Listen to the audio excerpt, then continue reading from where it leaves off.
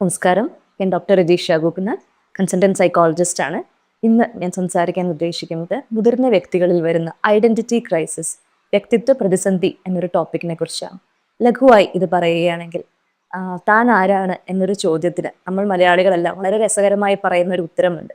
താൻ ആരാണെന്ന് തനിക്ക് അറിയില്ലെങ്കിൽ താൻ എന്നോട് ചോദിക്കുക താൻ ആരാണ്.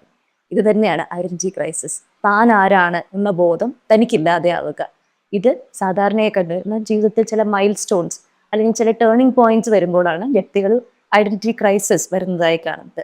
സാധാരണയായി കുട്ടികൾ കൗമാരത്തിലേക്ക് കടക്കുമ്പോൾ, അല്ലെങ്കിൽ വിവാഹത്തിലേക്ക് കടക്കുമ്പോൾ, അല്ലെങ്കിൽ ആദ്യമായി പ്രസവം കഴിയുന്ന അമ്മമാരിൽ ഒക്കെയാണ് ഐഡന്റിറ്റി ക്രൈസിസ് കണ്ടുവരുന്നത്. പിന്നീട് വരുന്ന ഒരു ഘട്ടമാണ് വ്യക്തികൾ എൽഡർലി ആവുമ്പോഴേക്കും ഒരു സെനിലിറ്റിയിലേക്ക് അല്ലെങ്കിൽ ഒരു വാർദ്ധക്യത്തിലേക്ക് കടക്കുമ്പോഴും ഐഡന്റിറ്റി ക്രൈസിസ്, താൻ ആരാണ്, തൻ്റെ റോൾ എന്താണ്, താൻ ഇനി എന്ത് ചെയ്യണം എന്നുള്ള ഒരു കൺഫ്യൂഷൻ, ഒരു അപകർഷതാബോധം, ഒരു അരക്ഷിതത്വം, ഇതെല്ലാം വരുന്നതാണ് ഐഡന്റിറ്റി ക്രൈസിസ് എന്ന് പറയുന്നത്. പ്രധാനമായിട്ടും കുടുംബത്തിൽ നിലനിർത്തി പോന്നിരുന്ന ചില റോളുകൾ, ചില റെസ്പോൺസിബിലിറ്റീസ്, ചില ഉത്തരവാദിത്തങ്ങൾ ഇവരിൽ നിന്നും മാറുന്നു അല്ലെങ്കിൽ മാറ്റപ്പെടുന്നു. ഫോഴ്സിബിളി ആവാം, അല്ലെങ്കിൽ ഇവർ സ്വയം തന്നെ ചില റോളുകളിൽ നിന്നും വിരമിക്കുന്നതാകാം. ഇത് ഐഡന്റിറ്റി ക്രൈസിസ് വരാനുള്ള ഒരു കാരണമാണ്.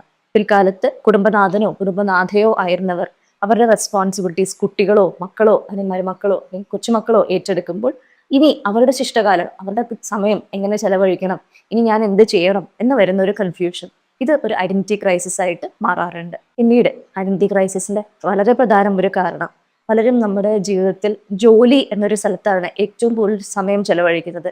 ഈ ജോലി എന്നൊരു ഇതിൽ ഏർപ്പെടുമ്പോൾ ആൾക്കാർക്ക് ഒരു ചിട്ടയായ ജീവിതം ഉണ്ടാവുന്നു, ലക്ഷ്യബോധം ഉണ്ടാവുന്നു, ഫിനാൻഷ്യൽ ഇൻഡിപെൻഡൻസ് ഉണ്ടാവുന്നു. ഇതെല്ലാം തന്നെ റിട്ടയർമെന്റ്, ഒരു 58-60 വയസ്സ് കഴിയുമ്പോൾ വന്നു ചേരുന്ന അനിവാര്യമായ ഒരു ചേഞ്ചാണ് റിട്ടയർമെന്റ് എന്ന് പറയുന്നത്.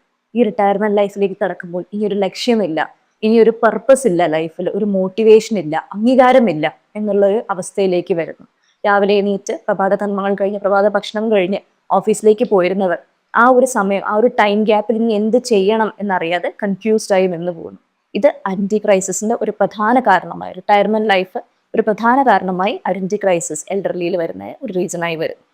ഇനി വരുന്നൊരു കാരണം സോഷ്യൽ വിഡ്രോവൽ. സോഷ്യൽ വിഡ്രോവൽ ഒന്നുകിൽ സെൽഫ് എംപൈൽഡ് ആവാം, അല്ലെങ്കിൽ ഫോഴ്സ്ഡ് ആവാം. സാമൂഹികമായുള്ള വിരമിക്കൽ.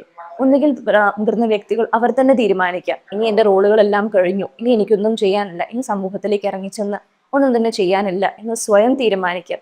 അതല്ല എന്നുണ്ടെങ്കിൽ ഇനി അച്ഛനും അമ്മയും റിട്ടയറായി, അല്ലെങ്കിൽ നിങ്ങളുടെ ജോലികളെല്ലാം കഴിഞ്ഞു, ഇനി നിങ്ങൾ തനിയെ വീട്ടിലിരിക്കുക, TV കാണുക, പുസ്തകം വായിക്കുക എന്ന് മക്കളോ കൊച്ചുമക്കളോ പറഞ്ഞ് ഏൽപ്പിക്കുന്ന ഒരു സോഷ്യൽ വിഡ്രോവലും മുതിർന്ന വ്യക്തികളിൽ വന്നു ചേരാവുന്നതാണ്. ഐഡന്റിറ്റി ക്രൈസിസിന്റെ മറ്റൊരു കാരണമാണ് കൂട്ടുകെട്ടുകൾ ഇല്ലാതാവുക എന്നുള്ളത്.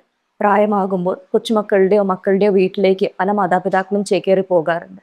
ഇങ്ങനെ വരുമ്പോൾ അവർ ജീവിച്ചു വളർന്ന സാഹചര്യങ്ങളിൽ നിന്നും കൂട്ടുകെട്ടിൽ നിന്നും സാമൂഹിക ബന്ധങ്ങളിൽ നിന്നും അവർ വിട്ടുപോവുകയാണ്. പുതിയ സ്ഥലങ്ങളിൽ ചെന്ന് പുതിയ കൂട്ടുകൾ ഉണ്ടാക്കാനുള്ള ബുദ്ധിമുട്ടുകൾ അവർക്ക് വന്നു ചേരുന്നു. ഇതും ഒരു വ്യക്തിത്വ പ്രതിസന്ധിയിലേക്ക് പോകാനുള്ള ഒരു കാരണമായി വരുന്നുണ്ട്. പിന്നീട് വരുന്ന ഒരു റീസണാണ് ഫിസിക്കലായിട്ടുള്ള പരിമിതികൾ, ശാരീരികമായ പരിമിതികൾ കാരണം സ്വയം കാര്യങ്ങളെല്ലാം ചെയ്തിരുന്ന ഒരു വ്യക്തി പെട്ടെന്ന് മറ്റുള്ളവരിലെ ആശ്രയിക്കേണ്ടി വരുമ്പോൾ വരുന്ന ഒരു കൺഫ്യൂഷൻ, ഒരു അരക്ഷിതത്വം, ഇത് ഐഡന്റിറ്റി ക്രൈസിസിന്റെ ഒരു കാരണമായി വരുന്നുണ്ട്. ഇനി ഇതിന്റെ എഫക്ട്സ് എന്തൊക്കെയാണ്, മുതിർന്ന വ്യക്തികളിൽ കണ്ടുവരുന്ന എഫക്ട്സ് എന്തൊക്കെയാണ്?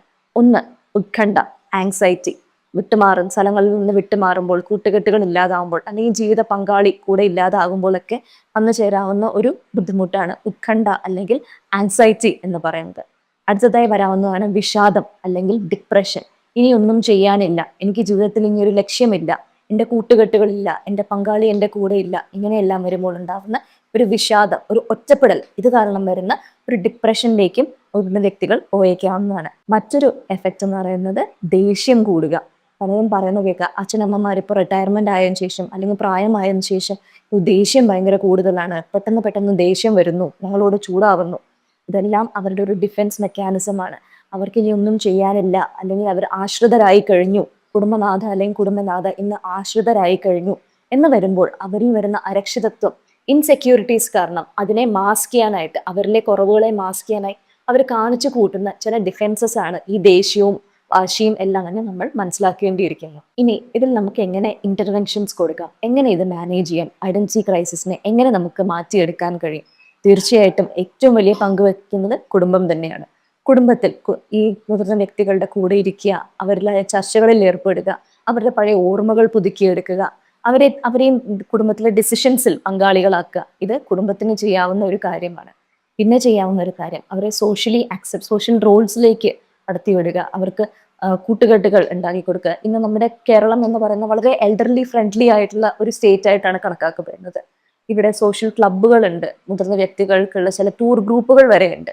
അതിലേക്ക് താല്പര്യമുള്ള മുതിർന്ന വ്യക്തികളെ അതിലേക്ക് വിടുക, സോഷ്യൽ ഇന്ററാക്ഷൻസ് കൂട്ടിയെടുക്കുക, അവർക്ക് കൂട്ടുകെട്ടുകൾ ഉണ്ടാക്കാനായിട്ടുള്ള സാഹചര്യങ്ങൾ നമ്മൾ ഒരുക്കി കൊടുക്കുക എന്നത് ഒരു കാര്യമാണ്.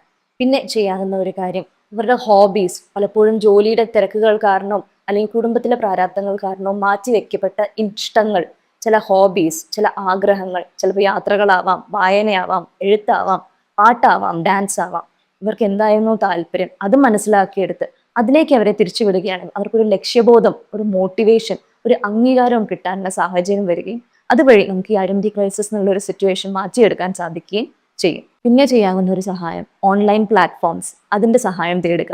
ഫേസ്ബുക്ക്, ഇൻസ്റ്റാഗ്രാം, മുതിർന്ന വ്യക്തികൾക്ക് അതിനെക്കുറിച്ചുള്ള കാര്യങ്ങൾ പരിചയപ്പെടുത്തി കൊടുക്കുക. അവർക്ക് മാറിപ്പോയ കൂട്ടുകാരുമായിട്ട് തിരിച്ച് സൗഹൃദങ്ങൾ പങ്കുവയ്ക്കാനുള്ള ഒരു സാഹചര്യം ഉണ്ടാക്കി കൊടുക്കുക. അതും കുടുംബത്തിന് ചെയ്യാവുന്ന ഒരു കാര്യമാണ്. ഇനി ചെയ്യാവുന്ന ഒരു മാനേജ്മെന്റ്, വിഷാദം അല്ലെങ്കിൽ ആൻസൈറ്റി അങ്ങനെ എന്തെങ്കിലും ബുദ്ധിമുട്ടുകൾ അനുഭവപ്പെടുകയാണെങ്കിൽ ഒരു കൗൺസിലിംഗ്, ഒരു സൈക്കോളജിസ്റ്റിനെ കൊണ്ട് കാണിച്ച് ഇവരുടെ ബുദ്ധിമുട്ടുകൾ എന്താണെന്ന് മനസ്സിലാക്കിയെടുത്ത് അവർക്ക് അതിന് വേണ്ട മാനേജ്മെന്റ് പറഞ്ഞു കൊടുക്കുക, അതിനുള്ള തെറാപ്പീസ് പറഞ്ഞു കൊടുക്കുക എന്നൊരു കാര്യവും ചെയ്യാവുന്നതാണ്. പിന്നെ നമ്മളെല്ലാവരും തന്നെ ജീവിതത്തിൽ കൊണ്ടുവരേണ്ടതാണ് എക്സസൈസ് അല്ലെങ്കിൽ വ്യായാമം എന്ന് പറയുന്നത്. ഇത് മുതിർന്ന വ്യക്തികൾക്കും അവരുടെ ശാരീരിക പരിമിതികൾ എന്താണെന്ന് മനസ്സിലാക്കി അവരിലും പറ്റാവുന്ന എക്സസൈസുകൾ പറഞ്ഞു കൊടുക്കാം. യോഗ അല്ലെങ്കിൽ മെഡിറ്റേഷൻ താല്പര്യമുള്ളവർക്ക് അതിലേക്ക് നയിക്കാം. ഇതെല്ലാം തന്നെ ഐഡന്റിറ്റി ക്രൈസിസ് മാറ്റിയെടുക്കാനും അവർക്ക് ജീവിതത്തിൽ ഒരു ലക്ഷ്യമുണ്ടാവാനും ഒരു സ്വയം ബോധം ഉണ്ടാവാനുമുള്ളൊരു സാഹചര്യം ഉണ്ടാക്കി കൊടുക്കും. ഇനി തുടക്കമിട്ട വരികൾ വെച്ച് തന്നെ ഞാൻ അവസാനിപ്പിക്കുകയാണ്. പപ്പു സാറ് പറയുന്ന പോലെ, താൻ ആരാണെന്ന് തനിക്ക് അറിയില്ലെങ്കിൽ താൻ എന്നോട് ചോദിക്കും താൻ ആരാണ്.